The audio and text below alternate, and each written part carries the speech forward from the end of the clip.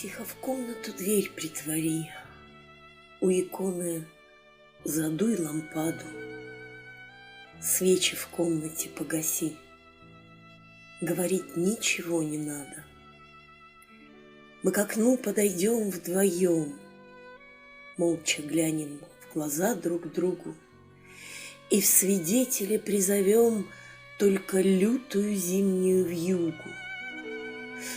Слышишь, как жалобно стонет она, по-звериному ластится, плачет, ведь она сегодня одна, оттого и не может иначе.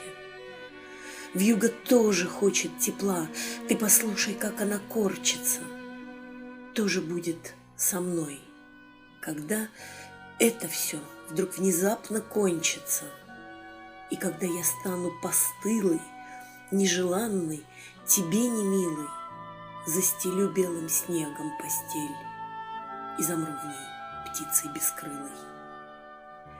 Это будет потом, а пока пусть завидует нам пурга, ведь сегодня два любящих сердца бьются в такт снежно-вьюжному скерцу.